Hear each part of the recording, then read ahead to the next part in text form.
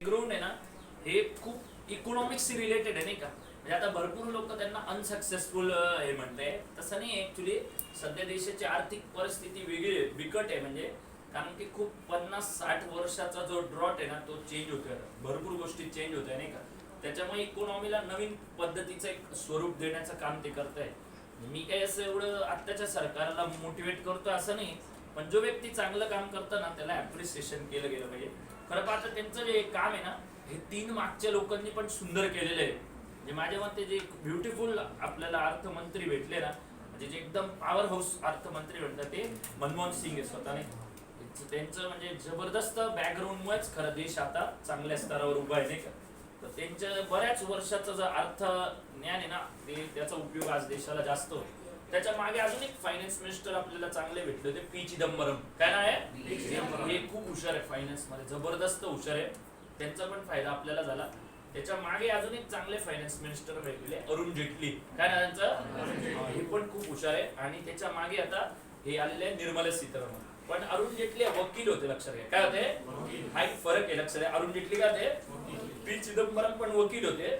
मनमोहन सिंग तर gold medallist होते, म्हणजे जबरदस्त हुशार होते. ते अर्थशास्त्राचे तज्ञच होते नाही का. आणि हे एक आहे म्हणजे नाही का, एक हुशार आहे. म्हणजे या एम.ए. इकॉनॉमिक्स लक्षात आहे. So she has a background नाही का. त्याचं एक बॅकग्राऊंड आहे. म्हणजे त्यांना काय त्यांच्या असिस्टंटवर डिपेंड राहायची गरज नाही. त्यांना स्वतःला माहिती की अर्थशास्त्र कसं चालतं नाही का. खरी गोष्ट आहे की नाही. लोकांनी आता असं विचार करा, मला जर एज्युकेशनल मिनिस्टर बनवलं काय चेंज होऊन जाईल का लगेच. बनणार नाही, मी घाबरू नका. लगेच असे सिरियस झाले नाही का. बनवलं तर विचार करा किती फरक पडेल. माझ्या म्हणण्यापेक्षा असा एक विचार करा, एक IIT मधल्या हुशार व्यक्तीला जर एज्युकेशनल मिनिस्टर बनवलं, किती देशाचं हे बदलून जाईल नाही का. म्हणजे आपला पूर्ण डायनॅमिक्स काय होऊन जाईल. हे असं आहे. म्हणजे कॅनडा नावाचा एक देश आहे, तर तिथे असं स्वरूप आहे, तिथे जेवढे मंत्री आहे ना ते असंच आहे की जे क्षेत्रात काम करताना त्या क्षेत्रातलं एक्सपर्ट आहे. आणि हा सिद्धांत मांडणारा पहिला व्यक्ती आहे आर्य चाणक्य. काय नाव आहे? आर्य चाणक्य म्हणायचे की a minister who is taking the charge of any department must have the background of that subject and also he must have the experience of 5 years at least in that field. म्हणजे त्याला त्याचा 5 वर्षाचं काय पाहिजे. आता आपल्या इथे कोण काय बनतं ना काही त्याचं बॅकग्राऊंड नाही राहत, कोणी काही बनतं नाही का. आता लालू प्रसाद यादव रेल्वे मिनिस्टर होते, कोण काय होतं म्हणजे कोण काय. शरद पवार ऍग्रिकल्चर मिनिस्टर होते, त्याच्यापेक्षा जगात मोठा जोक नाही होणार आहे. म्हणजे भयंकर काय काय कोण मंत्री व्हायचं, कोणाचं काय कोणत्या मंत्रीपद आहे त्या व्यक्तीला त्याचं बॅकग्राऊंड माहिती नाही राहत. हे खूप फरक पडतात. आता महाराष्ट्राचे एक मंत्री रामदास कदम पर्यावरण मंत्री इथे आले, ते नदीवर ते नदीत पाय पण नाही ठेवला त्यांनी नाही का. त्यांना काय पर्यावरणाचं माहिती. ठाणेला राहणाऱ्या माणसाला पर्यावरण माहिती असतं का. त्याचं पर्यावरण म्हणजे लोकल ट्रेन नाही का. त्याच्या मागे बॅकग्राऊंड असावं लागतं. काय असावं लागतं. So she has a tremendous background to present union budget नाही का. हे खूप चांगलं नरेंद्र मोदींनी एक चांगली गोष्ट केली. एका बॅकग्राऊंड असलेल्या व्यक्तीला त्यांनी इकॉनॉमिक्सच्या स्थानावर ठेवलं नाही का. आता भरपूर लोक म्हणतात की यांच्या काळात इकॉनॉमी खराब झाली. असं नाहीये. इकॉनॉमी ही गोष्ट खरी, इकॉनॉमी व्हायब्रंट आहे. आता खालीवर होते ही गोष्ट खरी आहे, पण तिच्यामध्ये चेंजेस पण भयंकर होत आहेत. जसं नोटबंदी आली होती. काय आली होती? नोटबंदी आली होती. जीएसटी आला. काय आला? जीएसटी हा खूप तगडा रिफॉर्म्स आहे. म्हणजे जीएसटीच्या बद्दल एक असा अनुभव बघितला गेलाय की ज्या ज्या देशांमध्ये जीएसटी लागू झाला ना तिथे 5-7 वर्ष खूप उलथापालथ झालेली बघितली गेली. म्हणजे त्या बऱ्याच देशांनी जीएसटी मागे पण घेतलेलं आहे नाही का. जीएसटी मध्ये आंदोलन झाले. पण भारत असा एक देश बघितलाय की जीएसटीला सक्सेसफुली रन करताय नाही का. हे मी तुम्हाला एक मॅप मध्ये दाखवेल की जीएसटी कलेक्शनचा कसा फायदा आपल्याला होतोय नाही का. तर त्यामुळे यांच्याकडे बॅकग्राऊंड पण आहे आणि देशाला त्यांच्या विजनचा फायदा होणार आहे. दुसरं नंतर आपले जे नीती आयोगचे हे ना आता सुब्रमण्यम म्हणून काहीतरी मला वाटतं, ते पण खूप हुशार आहे. लक्षात आहे, जबरदस्त हुशार आहे. म्हणजे त्यांचं बॅकग्राऊंड पण खूप चांगलं आहे. म्हणजे यांच्या मागे जे टीम वर्क करते ना ती खूप एक्स्ट्राऑर्डिनरी हुशार आहे. म्हणजे नाही का आपल्याला काय वाटतं, आपण जेव्हा आता म्हणजे काय माहिती का त्याला एक पॉझिटिव्हली पण आहे आणि एक निगेटिव्हली पण बघितलं पाहिजे.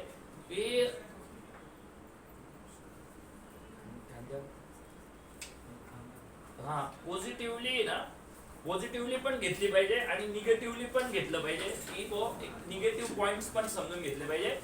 की नरेंद्र मोदींनी काय केलं माहिती काय, एक पर्सनॅलिटी सेंट्रिक गव्हर्नमेंट रन केलं. काय पर्सनॅलिटी सेंट्रिक म्हणजे काही झालं का नरेंद्र मोदी, काही झालं का नरेंद्र मोदी. बरं, हा एक मानसिकता तिथे भयंकर आहे. म्हणजे ही चुकीची पण आहे, पण मग त्याचा काँग्रेसला फायदा नाही उठवता येत. लक्षात, जसं ते क्रेडिट घेताना, जसं काही खराब झालं ना तर मग ते काय करतात, नरेंद्र मोदींवर अटॅक करतात. होतं काय, त्याचा प्रभाव काय होतं, ते काय म्हणतात का नरेंद्र मोदींनी हे केलं, नरेंद्र मोदींनी ते केलं. ऍक्च्युअली त्यांना तेच पाहिजे असतं. बरोबर, तर यांनी स्वतः शब्द वापरायला सुरुवात केली की भारत सरकारला किंवा बीजेपी सरकारला हा शब्द वापरला पाहिजे. पण त्यांना एवढं ज्ञान नाही, ते बरोबर ते त्यांच्या जाळ्यामध्ये अडकून जातं नाही. तर कधी पण जेव्हा देश चालतो ना, कारण की आपला हा एक संसदीय लोकशाहीचा देश आहे. कसला आहे, संसदीय लोकशाहीमध्ये कोणती पण व्यवस्था होते तर ती फेडरलिझममुळे होते. कशामुळे, म्हणजे पंतप्रधान हा एक मिनिस्टरचा प्रमुख आहे. Is not the king of country. लक्षात, तो एक मिनिस्टरियल रिफॉर्म्स असतं. मिनिस्टर मध्ये पण एक असते, कमिटी असते वेगवेगळी, ज्याच्यामध्ये विरोधी पक्ष पण असतात नाही का. म्हणजे लेअर आहे, डिफरंट लेअर आहे. आणि यांना हे कळलं नाही का. आता युनियन बजेट जेव्हा मांडता ना, त्याच्यापूर्वी एक सर्वे मांडतात, त्याचं नाव आहे इकॉनॉमिक सर्वे. काय म्हणतात त्याला, मराठीमध्ये म्हणतात आर्थिक ताळेबंद. काय म्हणतात, म्हणजे मागच्या वर्षी काय झालं, मागच्या वर्षी किती टॅक्स कलेक्शन झालं, मागच्या वर्षी ना आपल्याला किती रेव्हेन्यू आला होता, किती कॅपिटल एक्सपेंडिचर झालं होतं, आणि मग त्याच्याकडनं किती रुपये आपल्याकडे उरले, किती बोरिंग्स केलं होतं, किती व्याज द्यावं लागलं होतं, आणि आपल्याला पुढच्या वर्षामध्ये प्रोजेक्शन ऑफ स्कीम्स काय आपलं, नाही का. हे सगळं आर्थिक ताळेबंद येतो, त्याला म्हणतात इकॉनॉमिक सर्वे ऑफ इंडिया. काय म्हणतात, बरोबर आहे ना. आता तुम्हाला थोडे तर आहे ना, इकॉनॉमिक सर्वे जेव्हा होतो ना, तुम्हाला एक बॅकग्राऊंड सांगता का, पूर्वी आपलं युनियन बजेट 28 फेब्रुवारीला यायचं. कधी यायचं, आता हे नरेंद्र मोदींच्या गव्हर्नमेंटमध्ये, म्हणजे बीजेपी गव्हर्नमेंटमध्ये किंवा इंडिया गव्हर्नमेंटमध्ये हा नवीन रिफॉर्म केला की बजेट 1 फेब्रुवारीला यायला लागलं. कधी यायला लागलं, याच्या मागचं कारण सांगतो मी काय केलं त्यांनी. खूप सुंदर काम केलंय, हे खरंच चांगलं काम आहे. की 28 फेब्रुवारीला जेव्हा बजेट व्हायचं ना, तर ते बजेट 1 मार्चला ते इम्प्लिमेंट सुरुवात व्हायची. 1 मार्चला बजेट झालं का मग त्याचं डिस्ट्रीब्युशन व्हायची, मग त्याच्यावर चर्चा व्हायची नाही का. आता आपलं फायनान्शियल इयर चालू होतं 1 एप्रिलला. कधी चालू होतं, तुम्हाला वाटतं का 1 महिना एवढा सफिशियंट या बजेटवर चर्चा व्हायला? बघा, लक्षात, एवढ्या देशाचं मोठं ताळेबंद आहे, एका महिन्यात होऊ शकतं का.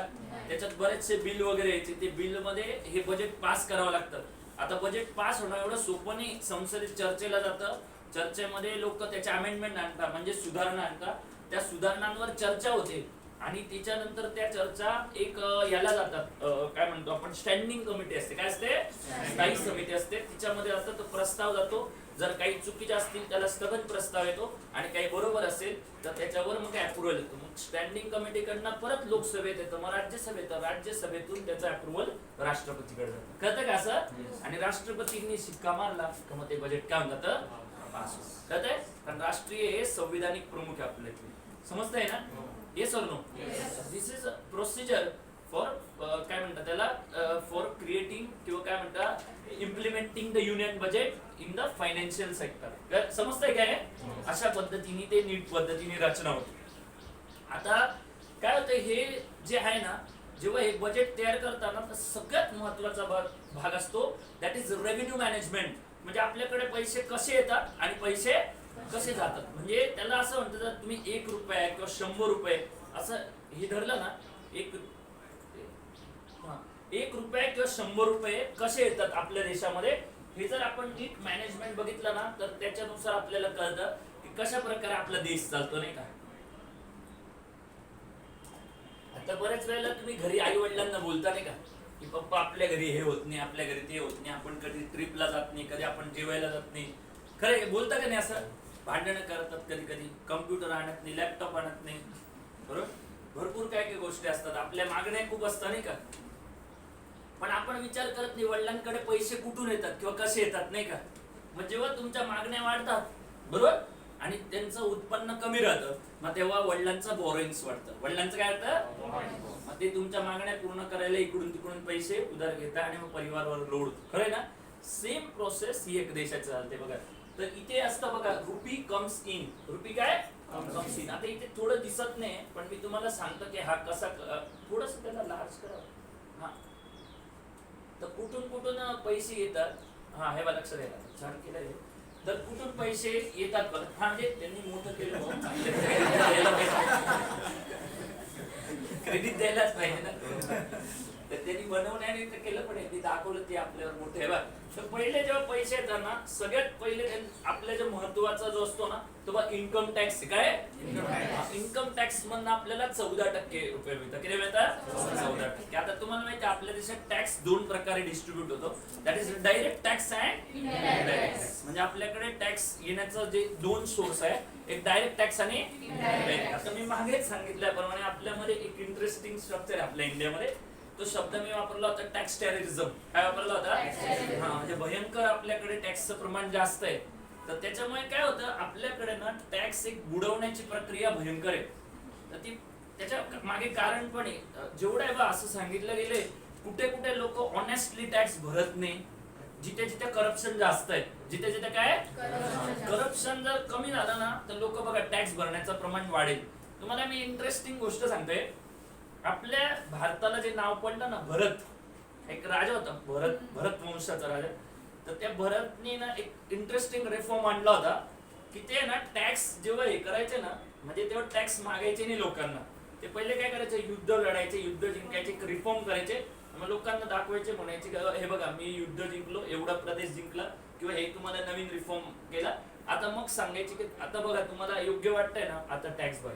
त्याच्यामुळे मग लोक काय करायचे, हा तुम्ही विचार करा शिवाजी महाराजांच्या काळात कधी असं जाणवलं का की लोक टॅक्स बुडवायचे का? कारण की हा राजा स्ट्रॉंग होता, हा म्हणजे काम करायचं राजा.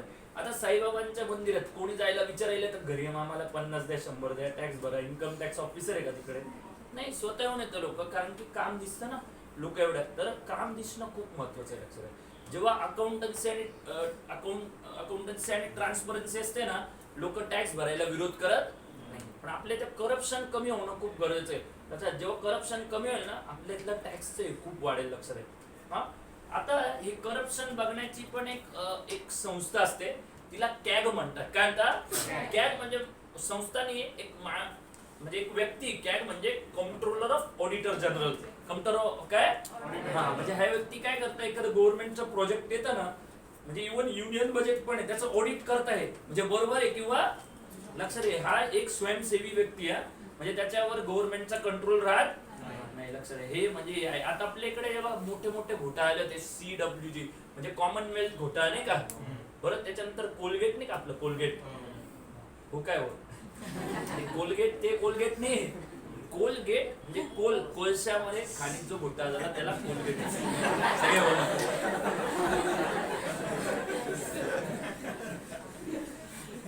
तर कोळशाच्या खाणीत झालेला घोटाळा म्हणजे काय, अति प्रसिद्ध घोटाळा आपल्या ते चारा घोटाळा.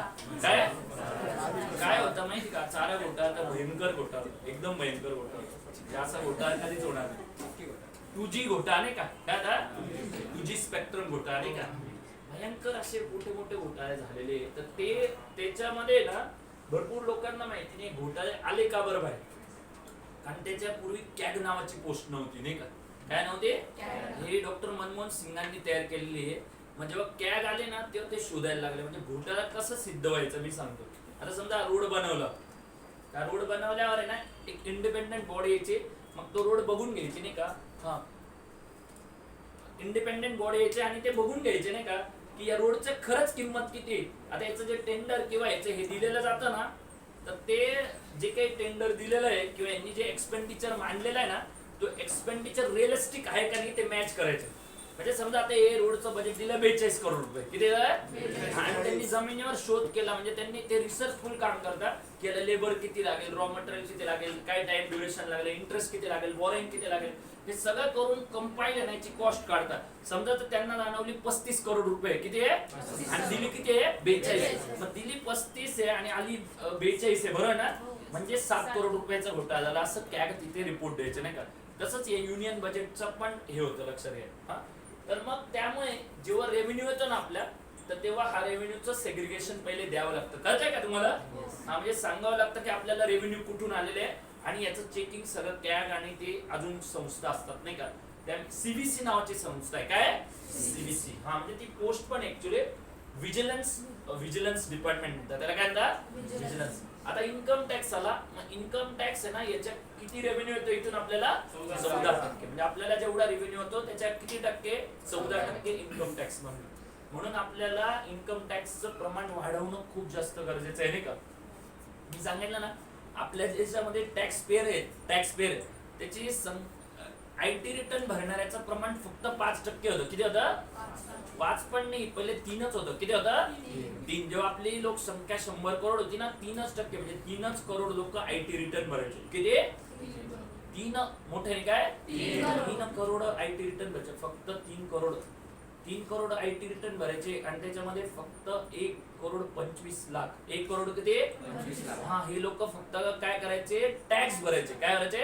आणि जेव्हा 2.5 लाख रुपये टॅक्स स्लॅब होतं. किती होता?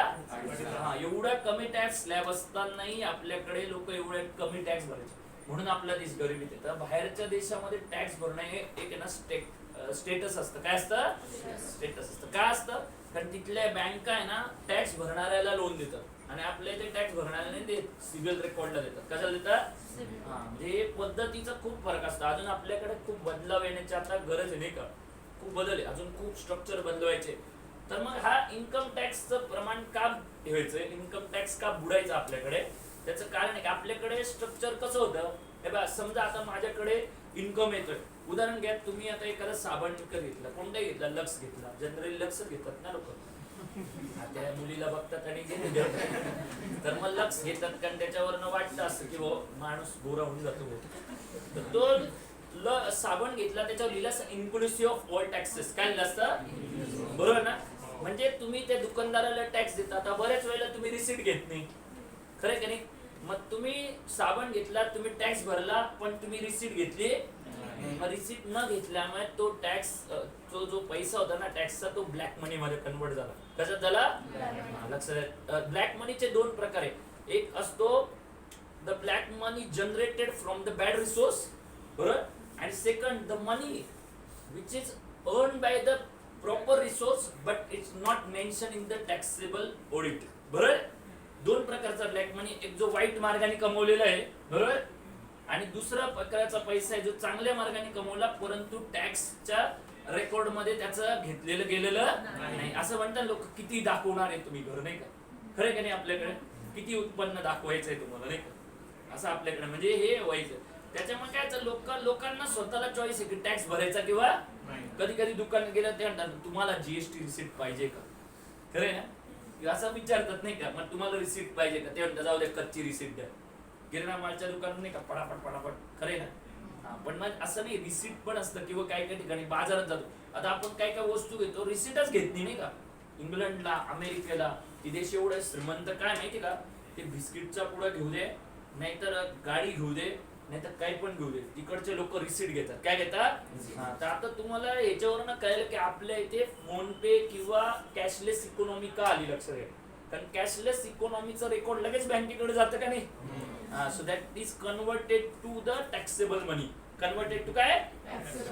खूप लोक म्हणतात मॉल आल्यामुळे आपल्या लोकल मार्केटवर परिणाम झाला. लोकल मार्केटवर आता तुम्ही समजा एक उदाहरण घ्या की तुम्ही आता इथे एखादा व्यक्ती भाजी विकत येतो, मॉल मध्ये घेतो, तर मॉल मध्ये तुमचं बिल तयार होतं ना, हो का नाही.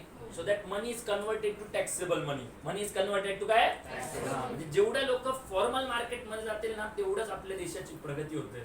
बरेच लोक म्हणतात की ऑनलाईन मार्केटचं नुकसान होतं. काय नाही, कारण ऑनलाईन वस्तू घेतात तर त्याच्यावर टॅक्स जोडला जातो का नाही. आता तुम्ही गाडीवर एखादी वस्तू खाता, उदाहरणार्थ वडापाव खाल्ला, बरोबर, तिथे बिल घेतात का तुम्ही? जसं तुम्ही जाता एखाद्या दुकानात जातात, बरोबर.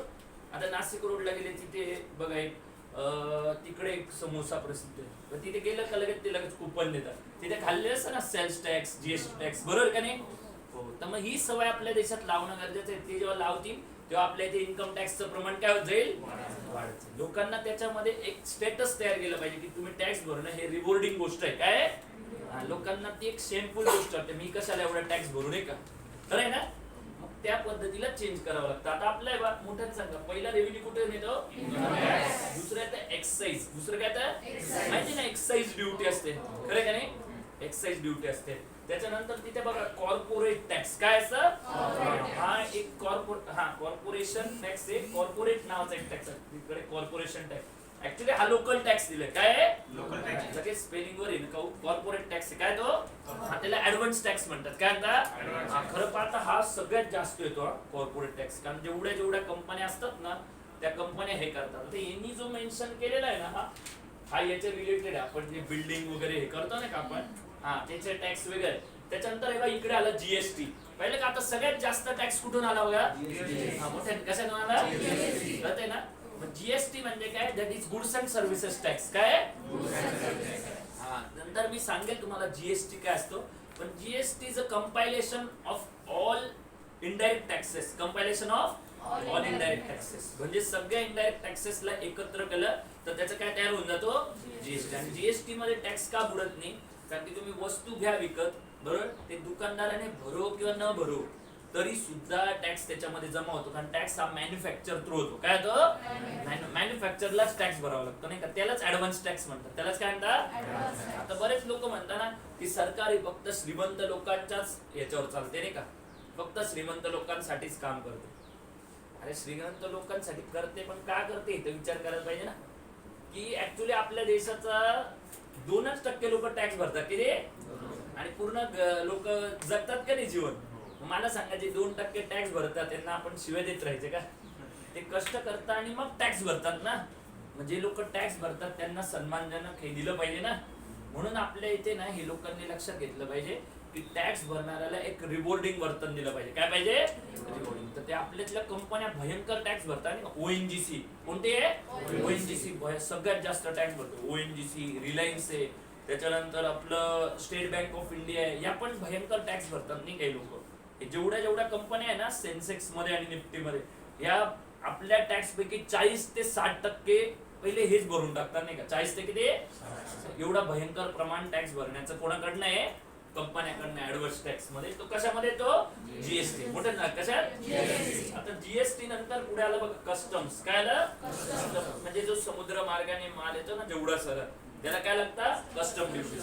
काय लागतात, कस्टम ड्युटीज लागतात. त्याच्यानंतर मग आला नॉन टॅक्स रेव्हेन्यू. काय आला, नॉन टॅक्स रेव्हेन्यू म्हणजे कसा जनरेट होतो तुम्हाला सांगतो. गव्हर्नमेंटच्या बरेचसे ऍसेट असतात नाही का, गव्हर्नमेंटच्या बिल्डिंग. आता रेल्वेची बघा जमीन असते, खरंय का नाही, मग रेल्वे भाड्याने देऊन टाकते नाही का.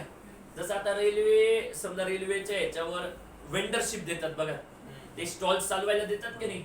किंवा आपल्या ते नाशिकला बघितलं असेल गणपती उत्सव असतो तर तेव्हा मध्ये हे लावतो नाही का आपण, स्टॉल्स लावतात ना लोक. हा सगळा रेव्हेन्यू होतो ना, हा सगळ्याच्या सगळ्या कशामध्ये जातो, नॉन टॅक्स रेव्हेन्यू. कशात जातो, हा नॉन टॅक्स रेव्हेन्यू. इव्हन अजून एक गोष्ट आहे लक्षात घे, जसं आपण दुसऱ्या देशांकडनं उधार घेतो ना पैसे, तसं दुसरे लोक पण आपल्याकडनं उधार घेतात. असं नाही, उधार घेण्याची एक फॅशन असते वर्ल्ड लेवलला. सगळे लोक नाही का मंत्री वित्री जातात, असा फोटो काढता नाही का, त्याच्यानंतर बरं झालं तुम्ही आम्हाला उधार दिले नाही तर आमचा देश गेलाच असता नाही. इम्रान काढता म्हणतो वा वा वा, खरंच वाचले पण 2 महिने नाही विकच मागावे लागले असते. हा म्हणजे ते हसतात पण ऍक्च्युली, पण तसं राहतं नाही का. मग दुसरा म्हणतो ते जाऊ द्या, रेव्हेन्यू दिला तुम्ही पण आमचे बिस्किट सगळे खाल्ले नाही का. ते पण असं हसत खेळत बोलत असतं एकमेकाच्या कानात. बिस्किट आवडले का डोनेटर म्हणताना आमच्या इकडे ह्याच्यापेक्षा भारी राहत खरंय ना. हे त्यांच्यात पण इंटरनल चर्चा असते, काही असं काही खूप भारी बोलतं असं काही नाही आहे. पण ते सचिव बिचिव आहे ना, ते काम करून घेतात, सही पुढे करता येतं कुठे करायचे असं काय. तर त्यांनी एवढं काही समजतं असं काही नाही आहे.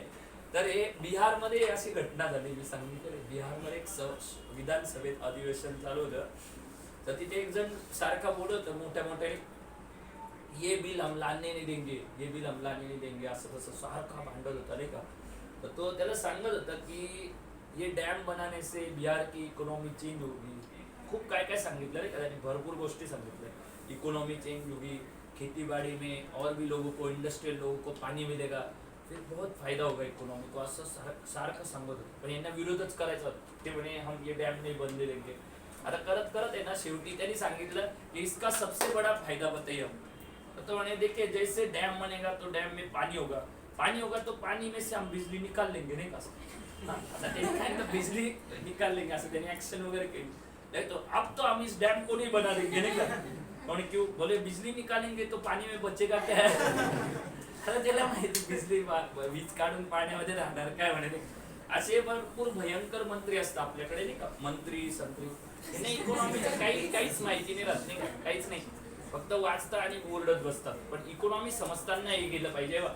पुढं हिला हे करता का पुढं स्तुती केली म्हणून जास्तच मोठा केला रे. हे बाई आता एकदम मोठा झाला. पहिले कुठून मिळालं सांगा?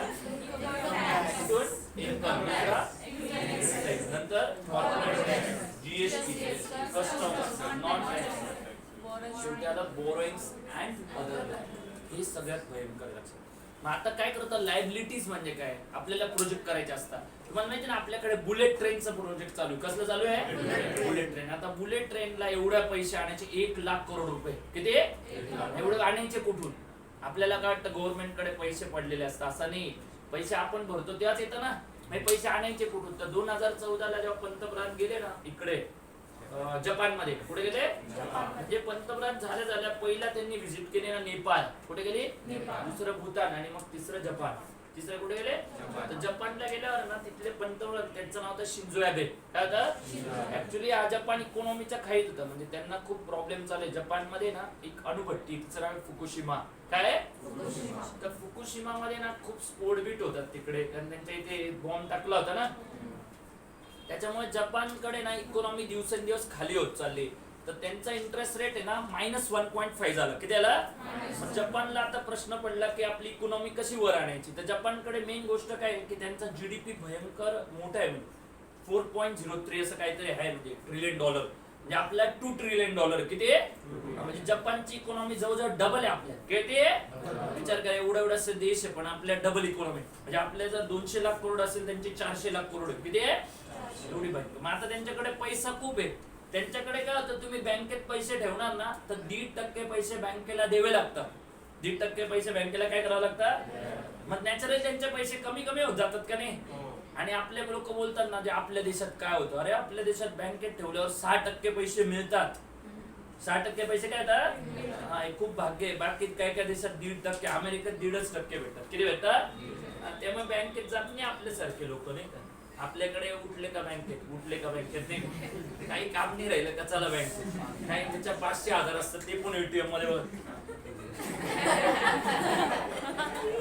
काही बाय वेग माणूस पाहिलं 15 मिनिटं ते एटीएम मध्ये होतं. 15 फार विचार करायचा बरं का. ते एटीएम वर राग काढता बरं का, फार असं पुसून विसरून फक्त जातात. आणि मी पाहिलं सहज, बघू याचा बॅलन्स किती, 483 होता.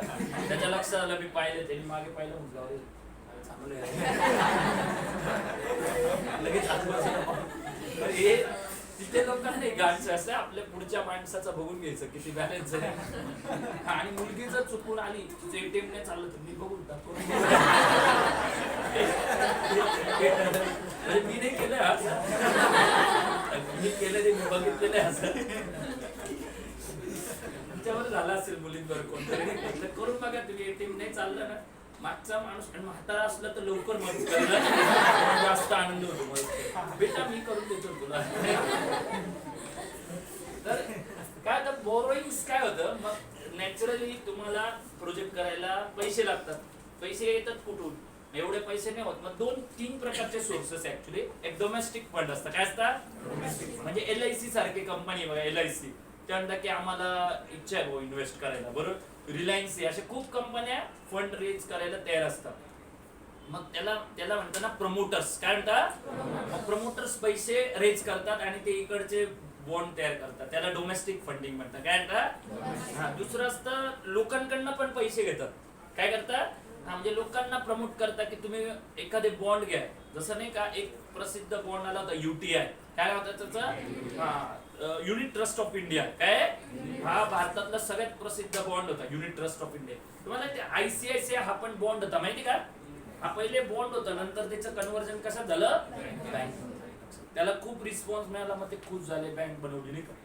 तर UTI ना हा एक बॉन्ड होता, नंतर त्याचं पण कन्व्हर्जन एक बँक मध्ये झालं आणि UTIचं नाव पुढे झालं ऍक्सिस बँक. काय झालं? Axis bank. त्याच्या प्रमुख आहे शिखा शर्मा. कोण आहे?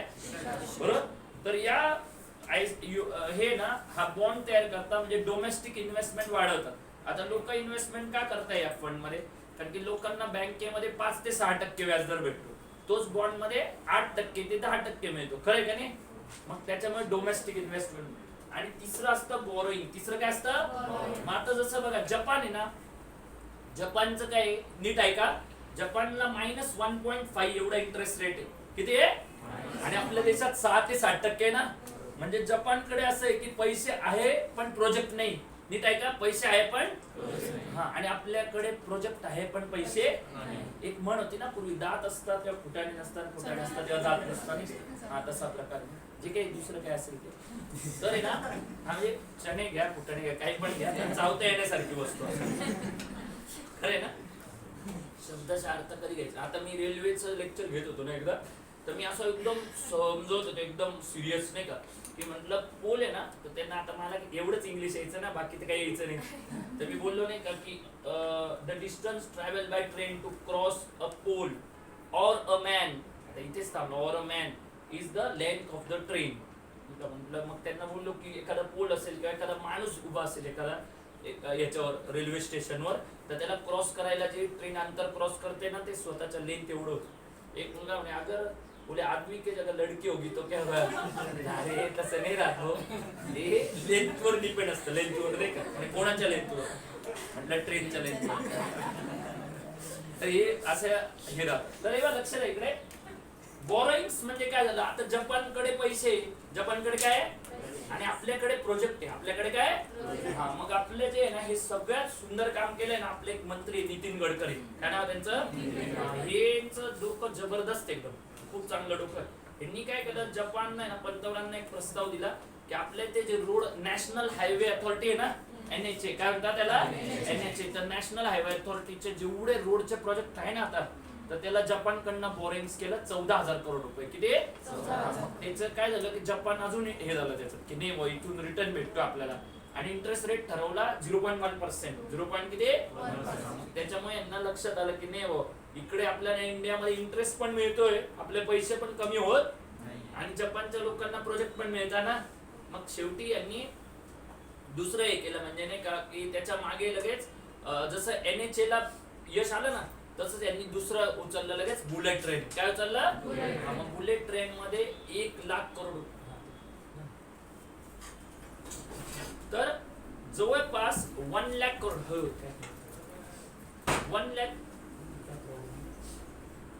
1,00,000 करोडचं इन्व्हेस्टमेंट आली. किती? 1,00,000. आणि त्याला कसं आहे माहिती का, 15 वर्ष. किती? 15 वर्ष व्याज नाही लागणार, एक EMI पण नाही भरायचा, 15 वर्षांनी त्याचा हप्ता चालू होणार.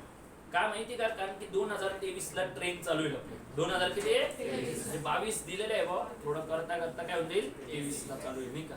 लोक यायला तिकीट काढायला थोडा टाइम लागेल नाही ते करता, तर आपले लोक बघून घेतील TC आहे का नाही, मग काढून बघते आपले लोक ते पण. आमच्या बॅचच्या एका मुलीने विचारलं होते, म्हणे आपल्या इकडून जाणार आहे का नाशिकवरून? लो जाणार, जेलूरला थांबवणार आहे. त्यांना मोठ्या प्रोजेक्टचं काही, मला काय मिळतंय त्याच्यावर, मला पहिले काय मिळणार आहे का, ते महत्वाचं आहे. तर इकडे येतं बोरिंग्स. काय आलं? बोरिंग्स. मग बोरिंग्स करणाऱ्या संस्था कोणत्या आहे तेव्हा लक्ष द्या. वर्ल्ड बँक कोणती आहे? दुसरी आहे ADB. कोणती आहे? Asian development bank. तिसरी आहे ब्रिक्स बँक. तिसरी कोणती आहे? BRICS bank. मग चौथी अजून एक, हा पर या सगळ्या बँक आहे ना, IMF आहे. कोणतं आहे? या सगळ्या संस्था मदत करतात आणि मग याच्या आधारावर आपण प्रोजेक्ट करतो. याच्या आधारावर काय होतं, आणि असं सगळं करून एक बजेटची साईज होते. कळते का तुम्हाला? असं करून बजेटची साईज होते. आता किती होती ते मी सांगतो. मागच्या वेळेचं बजेट आहे ना, अंदाजे 30,00,000 करोड रुपये होतं. किती होतं? म्हणजे मी एक आकडे सांगतो, याच्यात आले तर दिसतील तुम्हाला. 30,00,000 करोड. किती? आणि यावेळेला 34,00,000 करोड झालं. किती आलं? भयंकर वाढ झाली त्याच्यामध्ये, भयंकर. म्हणजे मोठ्या प्रमाणावर टॅक्स रिसीट वाढलाय नाही का. आता काय वाढलंय ते पण सांगतो मी, ऐका. आश्चर्यकारक गोष्ट आहे. आता काय झालं, म्हणजे हे खरंच या निर्मला सीतारामन आहे ना, यांना मानलं पाहिजे. कारण की यावर्षी कोरोना होता ना, हो का नाही? कोरोनामध्ये नॅचरल आपण काय विचार करू, आपले खर्च कमी झाले पाहिजे, बरोबर ना, हो का नाही? म्हणजे पूर्ण लोकांनी हा विचार केला की आपले खर्च कमी झाले पाहिजे. पण यांनी काय विचार केला की खर्च कमी करण्याने काय होईल, समजा आपण खर्च कमी केला म्हणजे प्रोजेक्ट कमी होतील, प्रोजेक्ट कमी होतील म्हणजे एम्प्लॉयमेंट कमी होईल, एम्प्लॉयमेंट कमी होईल म्हणजे नॅचरली GDP काय होईल. So more you expense more you get. बरोबर, तुम्ही जेवढा खर्च कराल तेवढं तुम्हाला काय होतील, रिटर्न. खरी गोष्ट आहे का नाही? मग तशा प्रकारे मॅनेजमेंट केलं की यांनी एक्सपेन्स उलट वाढवला, कारण जेवढं मनी इन्फ्युजन होईल ना मार्केटमध्ये तेवढं जास्त काय होईल, एम्प्लॉयमेंट जनरेशन होईल. हा एक खूप चांगलं साईन आहे की आपला रेव्हेन्यू हे खूप एक्सपेन्स खूप काय झालंय वाढवलाय, म्हणजे बजेटची साईज भयंकर वाढवली आहे. ते खूप चांगली गोष्ट झाली नाही का. आता त्याच्यामध्ये ते सांगतात की बा रुपी गोज आउट, दुसरे म्हणजे कुठे जाणार आहे ते सांग. हे समजलं तुम्हाला? म्हणजे कसे पैसे येणार आहे, आता रुपीज काय म्हणजे कुठे जाणार आहे, लक्ष कळतंय का? नीट असं ऑर्गनाइज समजतं बजेट कसं होतं, हो का नाही? हा बघा, आता तुम्हाला एक प्रश्न आहे मला सगळ्यांना, म्हणजे हा खरंच मजेदार प्रश्न आहे. आणि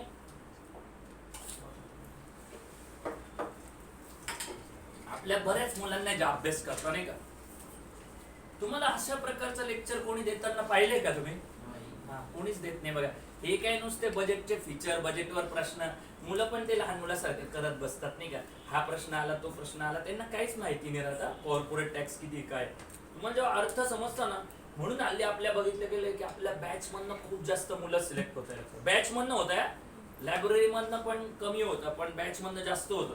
कारण की ना असं नाही की टीचिंग मी चांगलं करतोय म्हणून, पण मिनिंगफुल अभ्यास चाललाय. काय चाललाय? मिनिंगफुल चाललाय बघा, लक्षात. आणि त्याच्यावर तुम्ही आजच्या लेक्चरवर तुम्हाला कळेल बघा की युसीएचा पुढचा दिवस किती चांगले राहणार आहे, खरंय का नाही? तर हे खूप चांगलं आहे. आता काय झालं बघा, लक्षात आहे. मग पैसे कसे जाणार आहे बघा इथून पुढे, म्हणजे कसा खर्च होणार आहे, तो भयंकर मोठा विषय आहे. पण त्याची सुरुवात तरी आपण करू नये का? हे समजलं तुम्हाला, पैसे कसे येणार आहे? हो.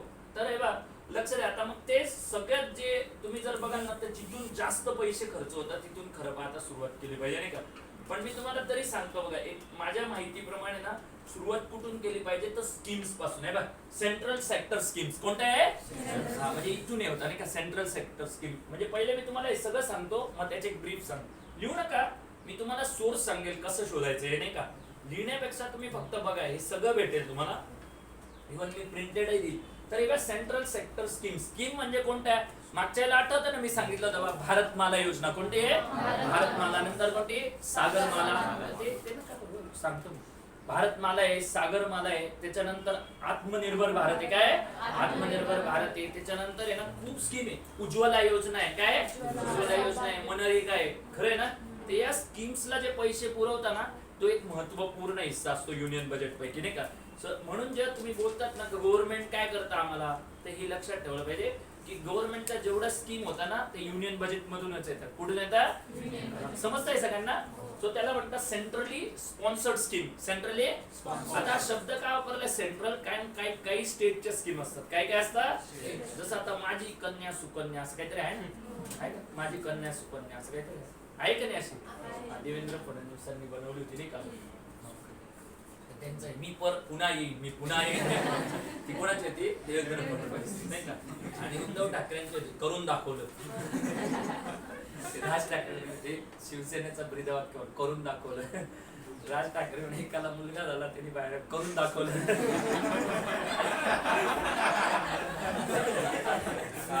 काय करून दाखवलं? करून दाखवलं.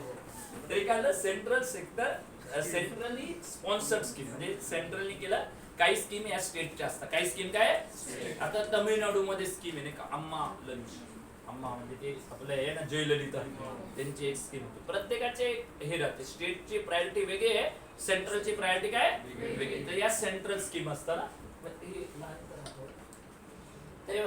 त्याच्यानंतर पुढे लक्ष द्या, दुसरं काय असतं माहिती का? सबसिडी एक महत्वाचा भाग असतो. काय असतं? आता सबसिडी म्हणजे काय असतं? आपल्या देशात 4 प्रकारच्या सबसिडी. किती आहे? 4. आता सबसिडी का देता हा पण महत्वाचा भाग. मी मागच्या वेळेला सांगितलं की आपल्या देशात 85 लोक आहे जे गर्भ श्रीमंत आहे. किती आहे? 85 करोड नाही, 85 करोड नाही. किती आहे? 85 लोक आहे जे सुपर रिच क्वालिटीचे. जसं आदित्य बिर्ला आहे, बरोबर, लक्ष्मी मित्तल आहे, मुकेश अंबानी आहे, गौतम अडाणी. राहुल गांधींना 2च नाव माहिती, मुकेश अंबानी, गौतम अडाणी. काय तेच बोलत असतात नाही का. त्याच्यानंतर भरपूर आहे. रतन टाटा आहे. कोण आहे? आनंद महिंद्रा आहे. बरोबर. असे जे गर्भ श्रीमंत लोक आहे ना खूप भयंकर, ते 85 लोक आहे. किती आहे? आणि 60 ते 65 करोड. 60 ते किती? हे बीपीएल धारक आहे. काय म्हणजे बिलो पॉवर्टी. आता बिलो पॉवर्टी लाईन आहे. तर गव्हर्नमेंटचं ना एक विजन असतं, त्याला म्हणतात फायनान्शियल इन्क्लुजन. काय म्हणतात? फायनान्शियल इन्क्लुजन म्हणजे काय माहिती का? आर्थिक सर्वसमावेशकता. म्हणजे जे आपल्यातले गरीब लोक आहे ना त्यांना त्या स्तरावर आणून मध्यम वर्गापर्यंत आणणार नाही का. म्हणजे आणता कसं तर त्याला जीवन स्तर उंचावणे. काय म्हणता? जीवन स्तर कसा उंचवायचा तर त्याला म्हणता पर कॅपिटा इन्कम. काय म्हणता? पर कॅपिटा इन्कम वाढवणे म्हणजे त्यांचं प्रति व्यक्ती आय वाढवणे.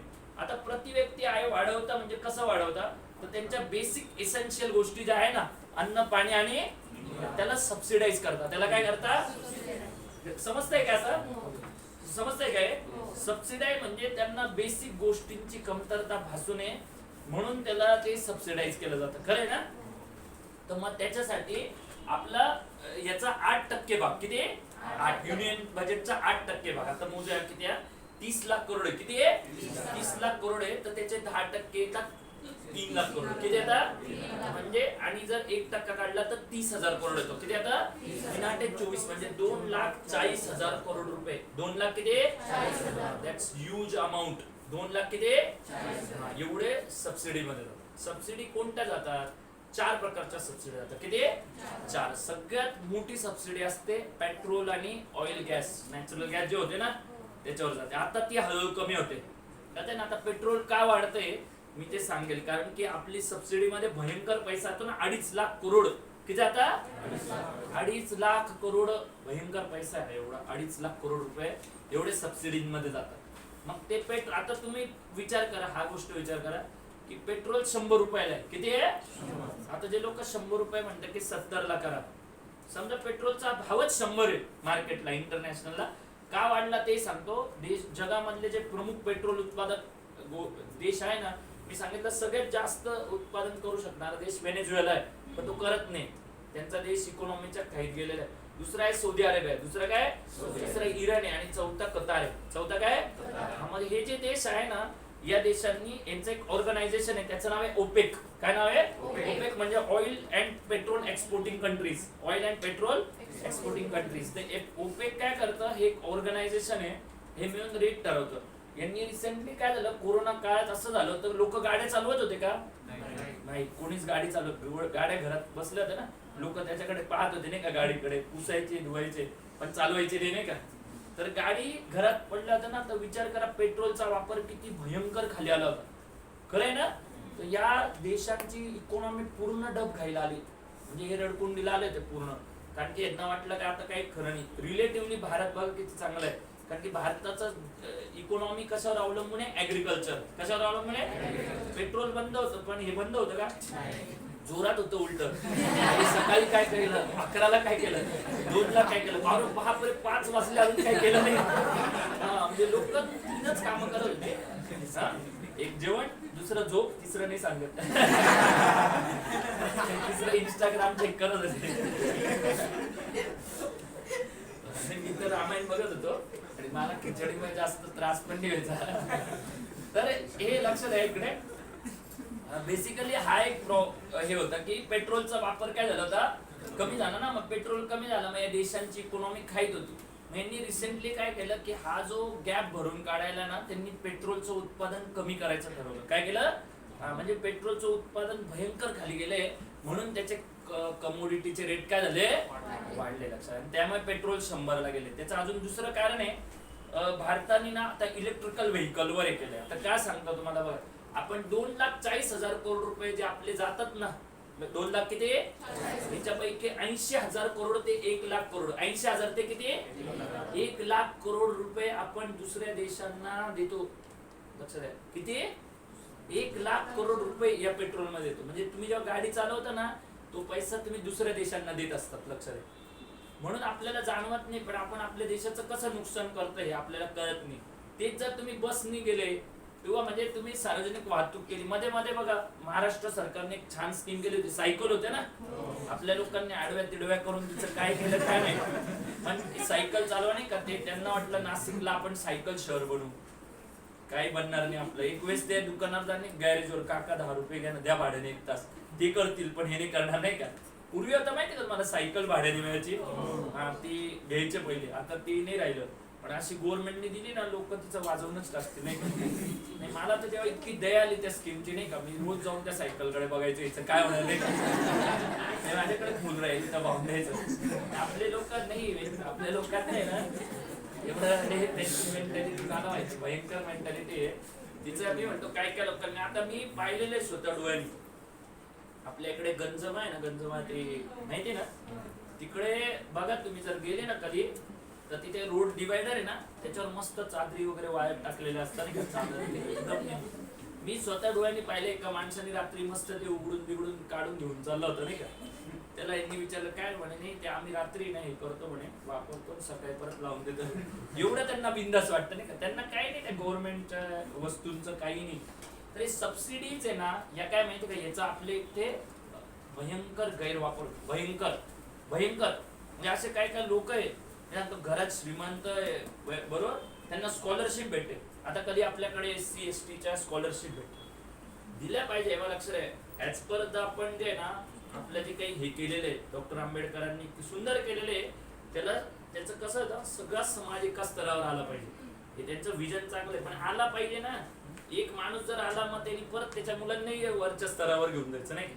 असे लोक आहे घरात श्रीमंती आहे तरी सुद्धा स्कॉलरशिप घेतात. आमची ताई स्वतः आहे, माझी मानलेली बहीण, सगळं आहे तिच्या घरामध्ये तरी स्कीम घेते आणि तिच्यामधनं ऍक्टिव्हा घेतली आता गाडी. ही याच्यावर कुठेतरी नियंत्रण असायला पाहिजे, लक्षात आहे. मी जवाहरला गेलो, जवाहरमध्ये एक घटना पाहिली. जवाहरमध्ये तिकडे भरपूर लोकांना उज्ज्वला योजनेचे पैसे भेटतात ना.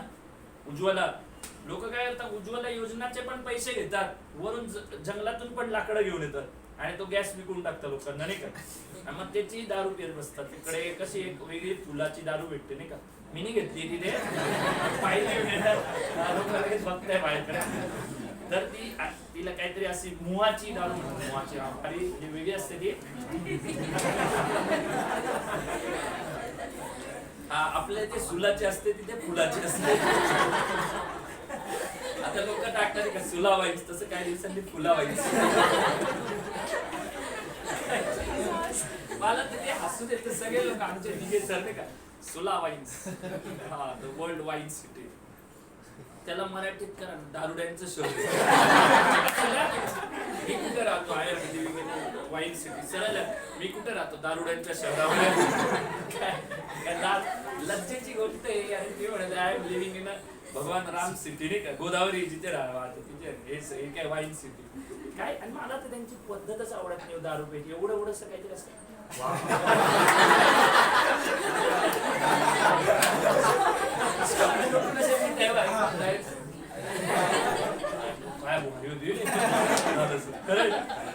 काय कसं पितात मस्त. आणि तो माणूस आहे ना त्या दिवशी वाळूवर, दगडावर, विटेवर, जुन्या बिल्डिंगवर, रिक्षाच्या खाली बरोबर सापडतो, दुसऱ्या दिवशी बाहेर काढता येईल काहीच होत नाही. So there is a sense of misuse of subsidies in India. भयंकर मिसयूज होतो हा सबसिडीचा गैरवापर होतो. पेट्रोल लोक हे बघ कॉलेज रोडला फिरायला जातात बरोबर आणि सबसिडी घेतात. कशासाठी द्यायची मला?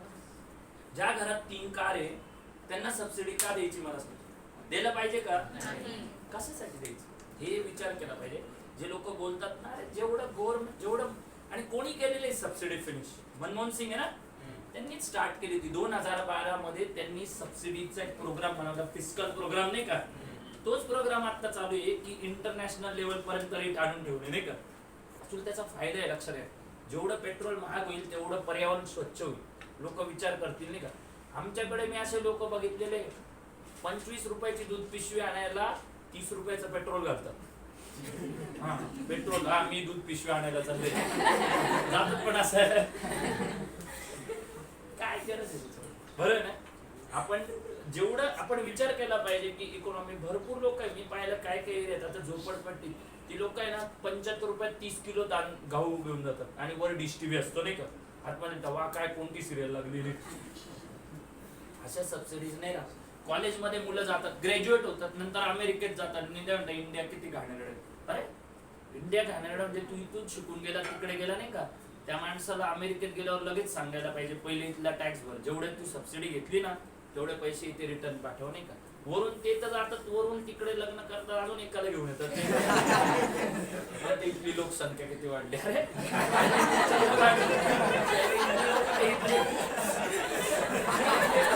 तिथे वेगळा सिटी, तिथे वेगळे सिटी, तिथे आल्यावर जहाजाने ते वेगळे काय वेगळी पद्धत. हे that is misuse of subsidy. Misuse of काय भयंकर होतं. 4 प्रकारच्या सबसिडी आपल्याकडे होतात. एक होत्या मी सांगितलं गॅस आणि पेट्रोल, दुसरी होते एज्युकेशनल, दुसरी काय एज्युकेशनलचा तर भयंकर गैरवापर. कॉलेजमध्ये लोक जातात, कॉलेज पण करत नाही, त्याच्या एज्युकेशनल तुम्ही जेवढे नाही, मी पण सगळे जेवढे शिकताना हे गव्हर्नमेंटच्या सबसिडीवर शिकतात. आपण स्वतःहून कोणी शिकू शकत हे बघ. आता मी तुम्हाला बघा, तुम्हाला प्रश्न विचार, गव्हर्नमेंटच्या शाळेत जे शिकतात क्लास पण लावतात का नाही वेगळा? म्हणजे गव्हर्नमेंटची सबसिडी घेतात ते. अहो आमच्या इथे ही स्पेक्ट्रम आहे ना, त्यांच्याकडे एक स्कीम होती बार्टी. ते बार्टी म्हणजे ती हे म्हणजे समाज कल्याण विभागाची स्कीम. म्हणजे SC ST साठी ते क्लासेस चालवतात आपल्या गव्हर्नमेंट एक्झामचे. तर ते क्लासेस चालवायचे, त्यांना 7,500 रुपये हे भेटते, आपलं काय म्हणतात त्याला स्कॉलरशिप भेटते. ती स्कॉलरशिप मिळाली का ती स्कॉलरशिप व्हायची, त्या क्लासला संबंध नाही, तीच फी इथे भरून टाकायची. मग त्याचा उपयोग काय त्या गोष्टीचा? खरं आहे ना. मी त्यांना बोललो मी फ्री शिकवायला येतो तुम्हाला, फ्री. का तिकडे मुलं तर पास होतील ना. शेवटी मी एक सेल बनवला, SC ST सेल.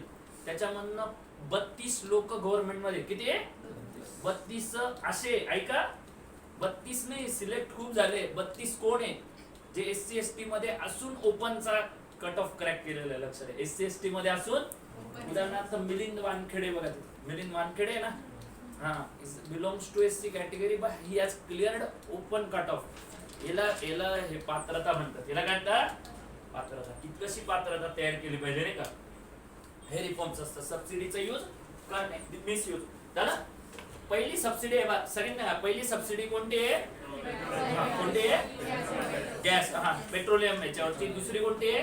एज्युकेशन. तिसरी आहे फर्टिलायझर. तिसरी कोणती आहे? हा तिसरी फर्टिलायझर आहे. ते चौथी रेशनिंग आहे. चौथी कोणती आहे? आता रेशनिंगचं तुम्हाला माहिती ना काय होतं? रेशनिंग मध्ये त्या गव्हाचा काळा बाजार होतो.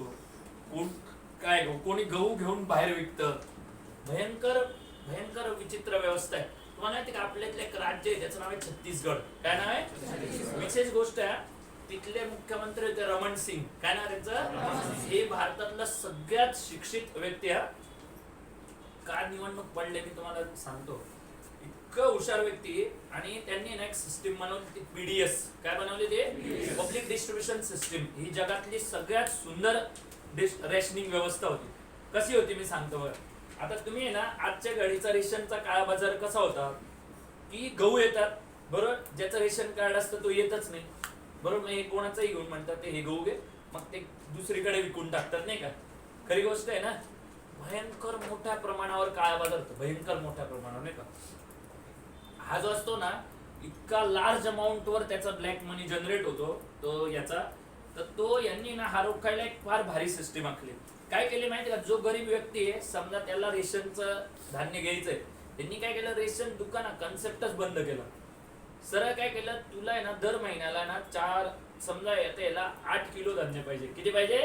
8. तर त्याला एक कुपन मिळेल 10 किलोचं. ग्रीन किंवा त्याचे कलर राहतील नाही का, गहूचं ग्रीन, तांदूळचं हे, ते कुपन्स मिळतील. हा कोणत्या पण दुकानात जाईल, कोणत्या पण दुकानात. मग त्या दुकानात जाईल ना, तिथली किंमत समजा 30 रुपये. किंमत किती आहे? 30. तर हा कुपन देईल आणि 30 रुपयाचे गहू तो 12 रुपयाला देईल. 30 चे कितीला देईल? आणि 18 रुपये ते दुकानदाराच्या अकाउंटला जमा होतील. कोणाच्या अकाउंटला? आता कशा प्रकारे वाचलं बघा, 2 प्रकारचा मिसयूज वाचला. एक नीट लक्ष द्या, आता जे सेंट्रल गव्हर्नमेंटने जे केलंय ना की त्याच्या अकाउंट मध्ये पैसे जमा करतात की एवढे तू गहू घेऊन. आता तो येतो अकाउंट मध्ये पैसे येतात ना, तो त्याचं बस घेऊन झोपून जातो नाही. हा तिकडे जवाहरला मुकाडाला हेच होतं.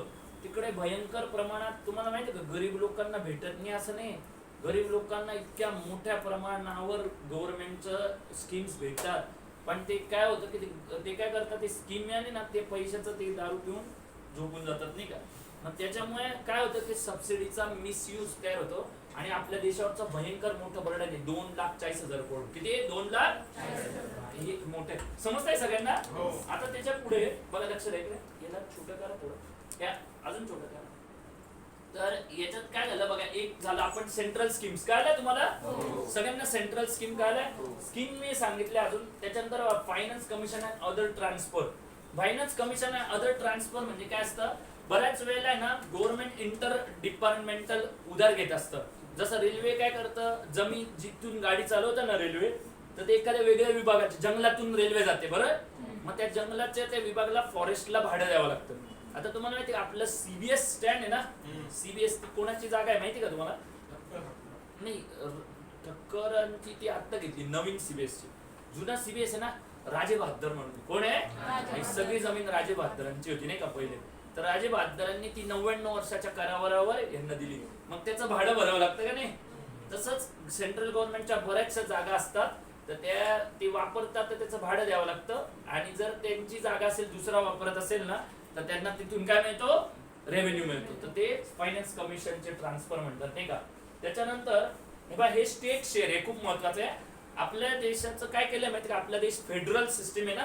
कशी आहे? फेडरल म्हणजे काय करतं, एक राज्य पण वेगळ्या स्कीम चालवतं आणि सेंट्रल गव्हर्नमेंट पण वेगळी स्कीम चालवतं. बरं, तर मग राज्यांना त्यांचा हिस्सा द्यावा लागतो. तर जेवढा रेव्हेन्यू जनरेट होतो ना, समजा आता आपल्याकडे टॅक्स कलेक्शन किती झालेले? 19 लाख करोड झाले. किती लाख आहे? आता मी ते दाखवतो किती टॅक्स कलेक्शन झाले नाही का. तर 19 लाख करोड पैकी त्याच्यामध्ये धरले ना तुम्ही 16%. किती होता? म्हणजे 32 3,20,000 करोड रुपये ते राज्यांना देतात. 3 लाख किती राज्यांना. तर राज्य तर त्यांचा रेव्हेन्यू वेगळा जनरेट करतं, प्लस सेंट्रल गव्हर्नमेंट पण त्यांना पैसे देतं नाही का. कसं देतो? तर त्या राज्याच्या आकारमान जनसंख्येनुसार देतो. आकारमानाने जनसंख्या हे डिसाइड. आकारमान. आता भारतामध्ये सगळ्यात जास्त जनसंख्या कोणत्या राज्याची? उत्तर प्रदेश. किती आहे? उत्तर प्रदेश 33 करोड. 23 करोड. किती आहे? 23 करोड लोकसंख्या. महाराष्ट्राची 12 करोड. किती आहे? म्हणजे आता मला माहिती नाही आता किती झाली यावर्षी. नाही, कोरोना काळात किती झाले माहिती नाही. तर ते आता कोरोनाकडेच येणार आहे आपण नाही का. तर त्यांना आहे ना राज्याला हे दिलं जातं. प्रत्येक राज्याला त्याची जनसंख्या आणि क्षेत्रफळ. क्षेत्रफळानुसार भारतात सगळ्यात मोठं राजस्थान आहे. कोणतं आहे? राजस्थान. सगळ्यात जास्त क्षेत्रफळ त्याचं आहे. लोकसंख्या सगळ्यात जास्त उत्तर प्रदेश. सगळ्यात जास्त काय? उत्तर प्रदेश नाही का. नंतर वेस्ट बेंगॉल आहे. नंतर कोणतं आहे? वेस्ट बेंगॉल राज्य. छोट्या लोकसंख्या जास्त आहे नाही का. हे असं स्टेट समजतं. हे tax and duties. Tax and काय? ड्युटीज. बरोबर. त्याच्यानंतर याला छोटं करा थोडं. हे सगळ्यात महत्वाचं अजून एक महत्वाचे 2 भाग राहिले बघा. Interest payment. काय राहिला? Interest payment. हे सगळ्यात महत्वाचं. आता जपानकडनं तुम्ही लोन घेतलं होतं, ते असंच देतील का? इंटरेस्ट लागेल ना. ते जेवढे बोरोइंग्स असतात ना, जेवढे बोरोइंग्स त्याच्यावर आपल्याला इंटरेस्ट द्यावा लागतो. त्याच्यावर काय द्यावा लागतो? म्हणून बघा देशाचा 20% किती? एवढा भयंकर पैसा इंटरेस्ट देण्यात जातो. भयंकर. आता आपण विचार करू 30 लाख करोडच्या, नीट आहे का, 30 लाख करोड किंवा 34 लाख करोडच्या 20% किती होता? 6,80,000 करोड. किती होता? हा, एवढा भयंकर पैसा आपण बोरोइंग किंवा इंटरेस्ट परत देण्यामध्ये खरंय ना. आता विचार करा, एवढा पैसा वाचवला तर देश खूप पुढे जाईल ना. एवढा पैसा वाचवायचा तर आपल्याला बोरोइंग्स कमी करावं लागेल किंवा बाहेरच्या देशातून आयात कमी करावं लागेल. हो का नाही? म्हणून पेट्रोल कमी वाचवणं गरजेचं आहे. लक्षात कळतंय ना. हा मत हे लोकांना कळत नाही की बोरोइंग्स जेवढे डोमेस्टिक फंड वाढतील ना, तेवढं जास्त आपला देश. म्हणून यांनी आता जी स्कीम आणली ना, आत्मनिर्भर भारत. चालू पण ती स्कीम चांगली. चालू म्हणजे काय? ते लोक आता मुद्रा योजना आली. तर मुद्रा योजना कोणाला लोन दिलं याचं एक ऑडिट असायला पाहिजे का. कोणते ते लोक गरजू आहे किंवा नाही, याच्या मागचा एक थेरम असतो. ते ओळखण्याची पद्धत पण आहे. तर हे जे होते ना, मी सांगितलं ना, छत्तीसगड यांनी इतकी जबरदस्त स्कीम राबवली होती. पीडीएस. तिकडे 1% पण भ्रष्टाचार व्हायचा नाही. 1% पण नाही. पण तेच इलेक्शन हारून गेले नाही का. कारण की ते नॉन आदिवासी काय. आणि ते राज्यात आदिवासींची संख्या काय जास्त. हे आपल्याकडे प्रॉब्लेम आहे. लक्षात आहे. आता काय झालं की इंटरेस्ट वर आपण किती पैसे दिले? 20%. म्हणतात ना किती दिले? इंटरेस्ट वर 20% जास्त गेले का नाही हे. म्हणून हे सेंट्रल गव्हर्नमेंट काय करतंय? बोरोइंग्स कमी करतंय. काय करतंय? आणि बोरोइंग कमी करायचं सगळ्यात चांगलं उपाय म्हणजे डोमेस्टिक इन्व्हेस्टमेंट वाढवणं. काय म्हणणार? आता काय बोरोइंग का करावी लागते? समजा एखादा केंद्र सरकारचा प्रोजेक्ट राबवायचे, हा रोड बनवायचा, जर सरकारने चालवला तर सरकारला पैसे खर्च करावे लागतील का नाही. आणि जो एक आपल्याकडे स्कीम असते का, बीओटी. काय म्हणतात त्याला? बरोबर ना. बिल्ड अँड ट्रान्सफर असं म्हणतात ना. म्हणजे बांधा, वापरा आणि हस्तांतरित करा. असं वाचलंय का नाही तुम्ही कुठे? बांधा, वापरा आणि हस्तांतरित करा. पिण्याचे पाणी असं वाचलंय ना टाकीवर. वाचलंय का नाही? तसं वाचत जा रस्त्याने जातात. सेंट्रल गव्हर्नमेंटच्या काय असतं नाही का, ते वाचायच्या स्कीम आहे. आपण वाचत नाही माहिती का. लोकांना काय स्कीम असो किंवा हे असतात. एसटी आपण बस स्टँड वर पाहतो ना, तिथे वाचतच नाही लोक. असं लिहिलेलं असतं बा, इथे कचरा टाकू नये, आजूबाजूला तिथेच टाकतात, बरोबर नाही का? आपल्या लोक जिथे लिहिलेलं असतं ना इथे गाडी पार्क करू नये, बरोबर तिथे जाऊन गाडी बरोबर ठरलेलं असतं नाही का लोकांचं. तर इंटरेस्ट वर किती पैसे गेले सांगा? 20%. मोठ्याने किती? आणि आता लास्ट राहिले बघा, हे महत्वाचे काय? डिफेन्स. किती आहे? डिफेन्स. परत डिफेन्सला किती टक्के पैसे गेले? 8%. 8 म्हणजे 2,40,000 करोड. किती? ऍक्च्युली हे आकडा माझ्या मते आहे ना थोडासा चुकीचा आहे. माझ्या माहितीत 4,78,000 करोड रुपये. 4 लाख किती आहे? हा, एवढं भयंकर आपलं आता डिफेन्स बजेट. पण डिफेन्स बजेट आहे ना कमी दाखवलं जातं ना. डिफेन्स बजेट जे असतं ना ते कधी दाखवलं जात का नाही सांगा बरं? आंतरराष्ट्रीय इन्सिक्युरिटी म्हणजे बाहेरचे लोक अलर्ट होऊन जातील ना. म्हणजे खर्च असा फुगवून नाही दाखवला, छोटा दाखवला जातो. ज्याला 10,000 पगार आहे 50,000 असतो, पण दाखवला किती येतो? 10. एखादं जॅकेट असं दाखवता फटकत उठकय ओरिजिनली भारी असतं, त्याच्यातून गोळ्या बिळ्या पण निघता नाही का, हे भारी नाही का. पण ते साधं वाटतं, वरून वाटायला साधं असतं, पण त्याच्यात भरपूर काय आहे. तर डिफेन्स मध्ये ना बजेट कधी, म्हणून बजेट आहे ना हा कधी एक खरा आकडा नाही असू शकत. कारण डिफेन्स हे खूप हायपोथिकेटेड असतं. पाकिस्तानचं तर तुम्ही समजूच शकत नाही डिफेन्स बजेट किती आहे, अंदाजच नाही का त्यांचा. तर त्यामुळे हे अशा प्रकारे समजलंय सगळ्यांना. एकदा फक्त मोठ्याने सांगा आपण काय काय बघितलं नाही काय याच्यामध्ये. हे बघा, पहिले काय बघितलं? सेंट्रल, दुसरं काय? फायनान्स कमिशन, तिसरं काय? स्टेट, हा, चौथं काय घेतलं? इंटरेस्ट.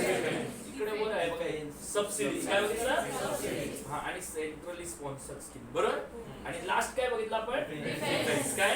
डिफेन्स. अशा प्रकारे ते सगळं हे होतं नाही का. हा, समजलंय सगळ्यांना. आता गव्हर्नमेंटने जे प्लॅनिंग केलं, लेक्चर समजतंय सगळ्यांना?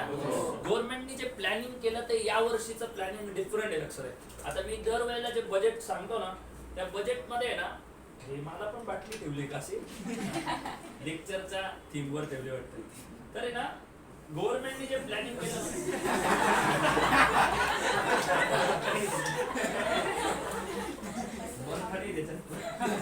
पिण्याची पद्धत इथे एकदम नाही.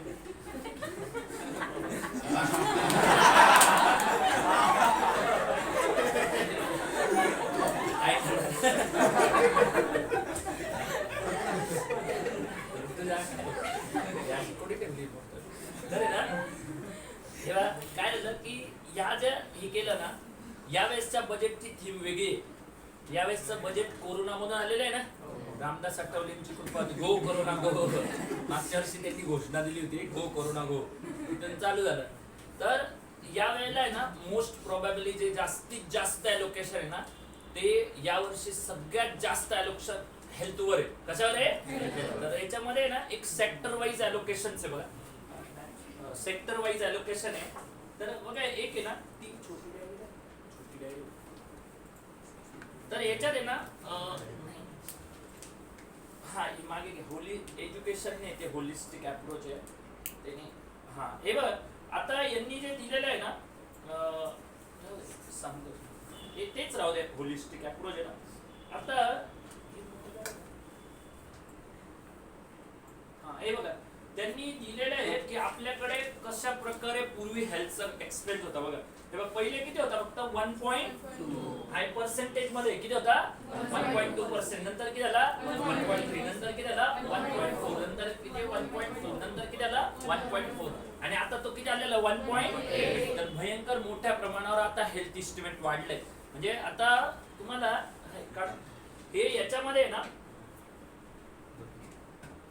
तर याच्यामध्ये मोठ्या प्रमाणावर त्यांनी हे केलेलं लक्षात घ्या. आता जे करताय ना आपल्याला बघा, त्यांनी जे हेल्थ आहे ना, तर हे नवीन योजना लॉन्च केलेली आहे बघा. हिचं नाव आहे ना तेव्हा PM आत्मनिर्भर स्वस्थ योजना. PM आत्मनिर्भर काय? स्वस्थ योजना. म्हणजे याच्यात काय होतं माहिती का, आपल्या देशात आहे ना जे हेल्थ इन्फ्रास्ट्रक्चर आहे ना भयंकर खराब होतं.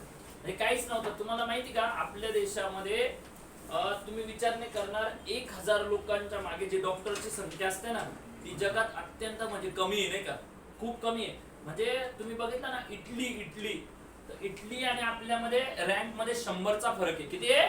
100. म्हणजे इटलीचं जे इन्फ्रास्ट्रक्चर आहे ना हेल्थ इन्फ्रास्ट्रक्चर खूप जबरदस्त. इटलीचं, जर्मनीचं, म्हणजे त्या देशांमध्ये तुम्ही विचार करा त्यांच्या इथे कोरोना, तरी सुद्धा त्यांच्या इथे कोरोनाने किती मोठं हे केलं नाही का तांडव. काय माहिती का, तिथल्या लोकांची इम्युनिटी कमी पडली. काय पडली? त्याचं कारण एक फार मोठं आहे, तुम्हाला सांगतो. भारत जगामध्ये सगळ्यात जास्त शाकाहाराचं प्रमाण इंडियात आहे हा. सगळ्यात जास्त 42% लोक शाकाहारी. किती आहे? That's huge. हा भारताला जबरदस्त फायदा झाला. दुसरा आपल्याकडे जे मसाल्याचा पदार्थ असतात ना, हळद वगैरे त्याचा फायदा भयंकर झाला. म्हणून नाही तर आपण इन्फ्रास्ट्रक्चर वाईज खूप मागे होतो. म्हणजे इटलीचा आपली तुलना केली ना, जगात सगळ्यात जास्त हेल्थ इन्फ्रास्ट्रक्चर चांगलं आहे ना इटलीमध्ये. कुठे? आणि तरी सुद्धा इटली सगळ्यात धोकादायक झालं बघ. का? कारण की त्यांच्या इथल्या लोकांनी ना रस्तीपणा खूप केला, म्हणजे गोंधळ खूप केला. कोरोनामध्ये मी लेक्चर मध्ये सांगितलंय का तिकडे कसा भयानक प्रकारे कोरोना पसरला. भयानक म्हणजे चायनाने तर केलंच केला, पण यांनी कोरोना व्हायरस पार्टी केली होती. काय केलं होतं? कोरोना व्हायरस पार्टी रस्त्यावर. आणि प्लस ती मुलगी होती कोणतरी, ती म्हणाली I am not corona virus, हा प्लीज हग मी, नाही का, म्हणजे मला किती मार असं म्हणायला लागली. आणि लोक तर तयारच होते नाही का, ते डायरेक्ट कळा. मग तिथे इतका भयंकर कोरोना व्हायरस पसरला तिथे. नाही तुम्ही बघा त्याचा व्हिडिओ बघा, भयंकर. म्हणजे तिथे प्लस त्यांनी मॅच ठेवली, मॅच इटली आणि स्पेन मध्ये. आता कोरोना पण चालू, त्याच्यात फुटबॉल मॅच पण चालू. आता मॅचला काही लोक आपलं मास्क लावून थोडी जाणार आहे, खरं ना. तिथे मॅच चालू होती, मग त्याच्यामध्ये भयंकर मोठ्या प्रमाणात झालं. तर इटलीला एवढं इन्फ्रास्ट्रक्चर. पण भारताने एक शिकलं, कारण की या काळात काय झालं आपल्याला जाणवलं, बऱ्याच लोकांना हॉस्पिटल्स मिळाले नाही. खरं आहे ना, बरेच लोक हॉस्पिटलमुळे डेथ झाली. आपल्याकडे माहिती का, भारतामध्ये आपल्याकडे हे बनवायची कपॅसिटीच नव्हती. मास्क नाही, वॅक्सिन तर बाजूलाच राहिलं, प्लस बेड नाही. ते आपलं हे काय वापरतात, काय म्हणतात त्याला, व्हेंटिलेटर्सचं एवढं नव्हतं आपल्याकडे. मग ते हे सगळं हळूहळू ना आपण त्याची कपॅसिटी वाढवली. तर त्याच्यासाठी ना हेल्थमध्ये भयंकर मोठं बजेट यावायला दिलेलं आहे.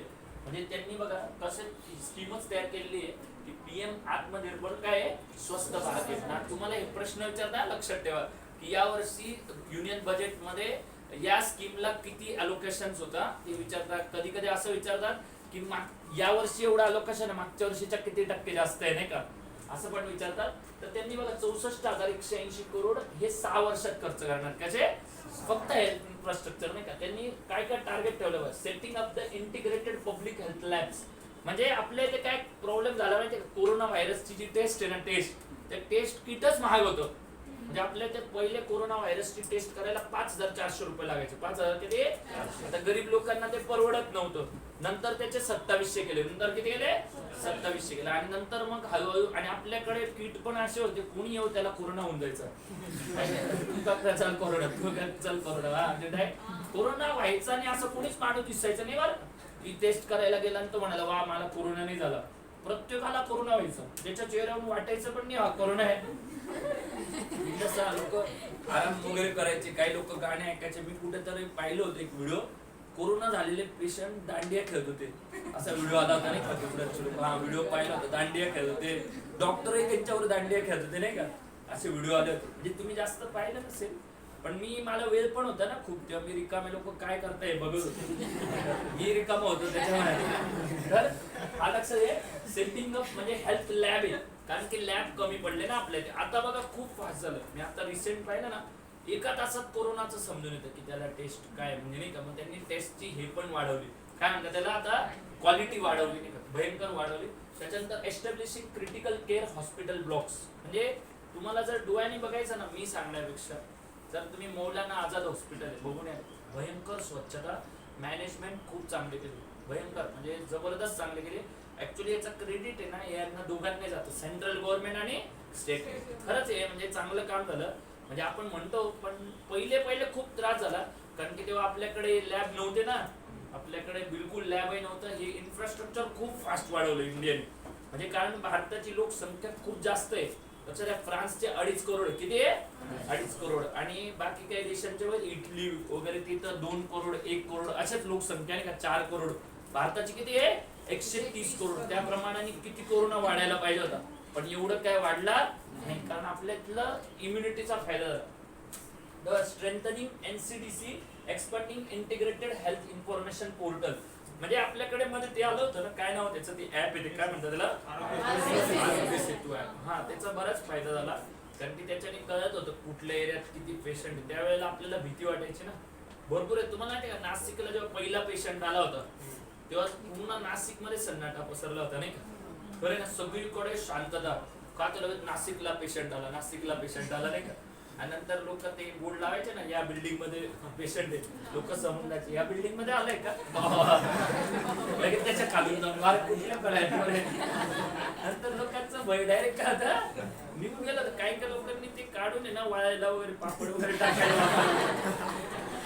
त्या लोकांना काही इंटरेस्ट नाही, आता ते काहीच इंटरेस्ट नाही त्याच्यात. नाही, आपल्या इथे एकाने डायरेक्ट ते महापालिका लावून गेली ना, काढून घेतलं ते या समोरच्या बिल्डिंग मध्ये, डायरेक्ट काढून घेतलं. आणि ते पेशंट पण फिरत होते मस्त इकडे तिकडे, काही त्यांना काही इंटरेस्ट नव्हता नाही का. नंतर आता यांनी हे दिलेलं आहे ना, तर एक महत्वाची बजेट मधल्या हायलाइटेड गोष्ट दिली आहे.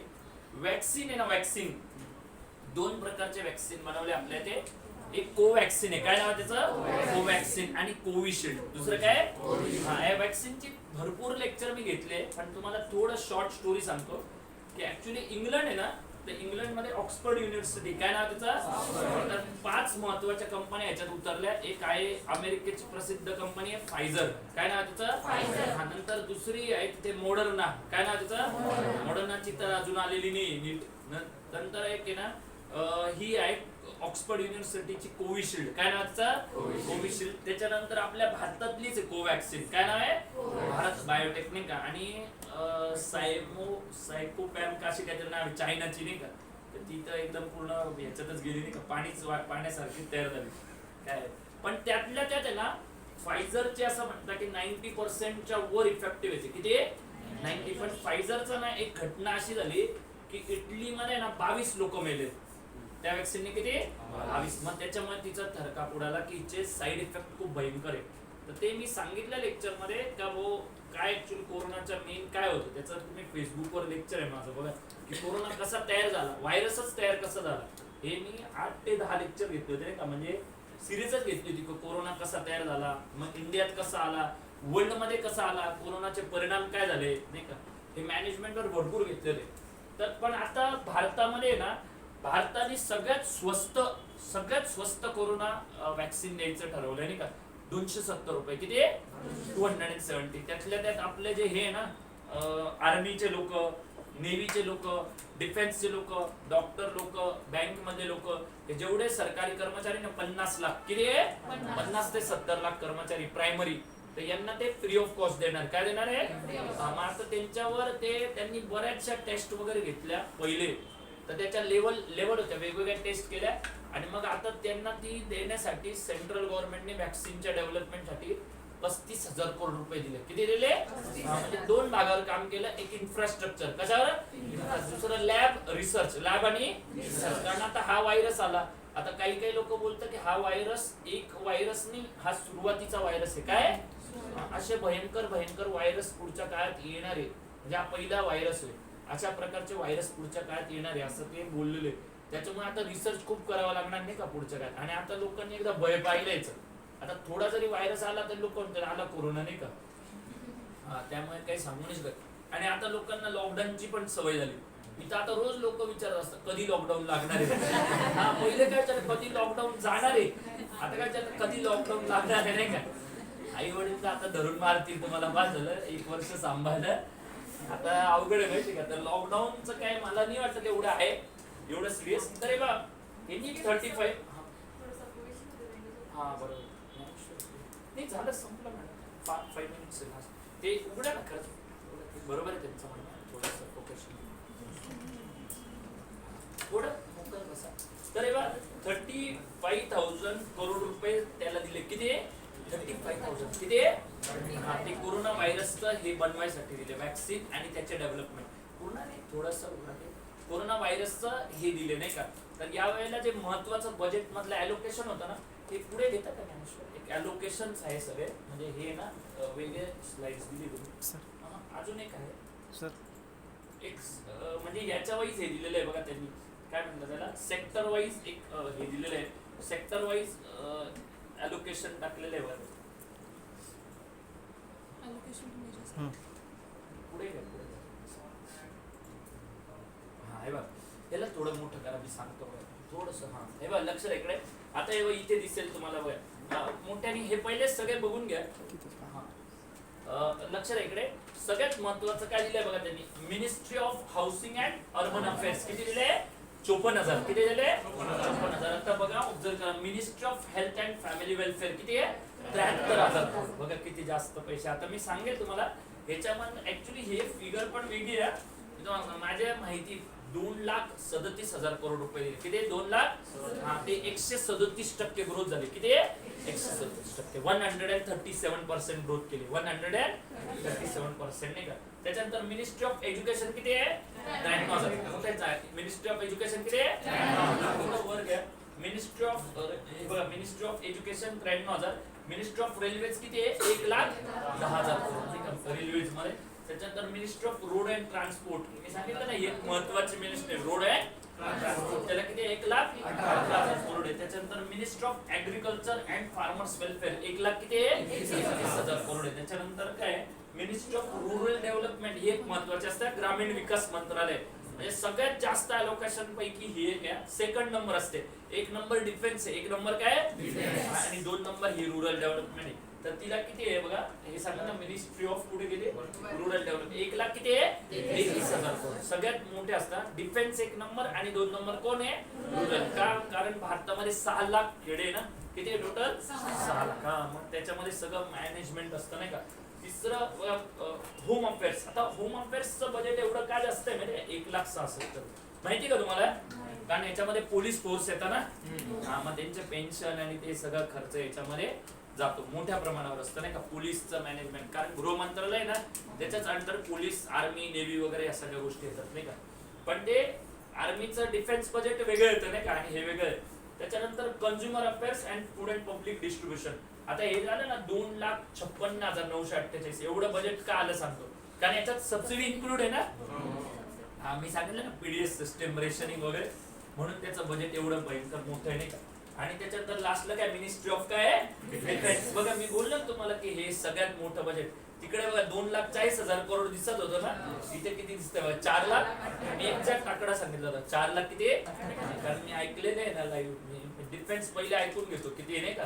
तर 4 लाख किती आहे 78,000 करोड. अशा प्रकारे ना हे सगळे अलोकेशन्स असतात. सगळे काय असतात अलोकेशन. आणि मग म्हणजे आता आपल्याला कुठे जायला पाहिजे जसं मी तुम्हाला आज हे समजवलं ना काय त्याला तुम्हाला काय समजवलं की कोरोना व्हायरसचं इन्फ्रास्ट्रक्चर मध्ये कसं काम केलं नाही का.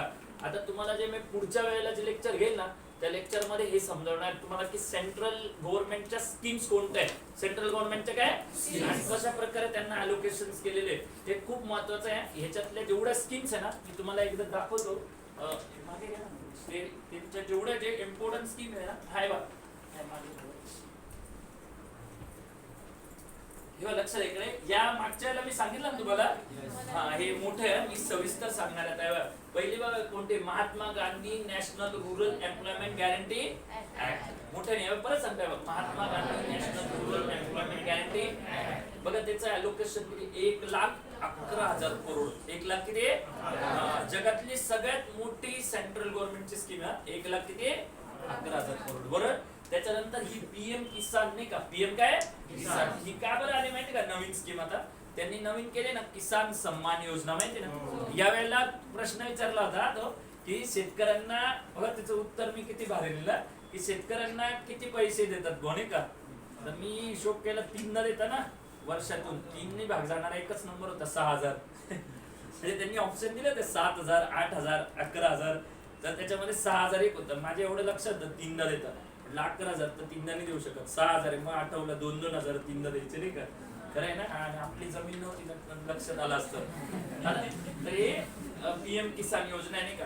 त्याच्यानंतर हे बघा इकडे इकडे मी जे सांगतो ना तुम्हाला आता सांगितलं बघा हे बघा खूप मोठं आहे. ऍक्च्युली याच्यावर खूप वेळ प्रश्न विचारतात एनएचएम काय सांगायला एनएचएम तुमचं ते बघा पोलिओ डोस द्यायचे ना पोलिओ डोस वेगवेगळे ते एनएचएम म्हणजे नॅशनल हेल्थ मिशन येतात 37,500 करोड हे पूर्ण दिलंय बघा.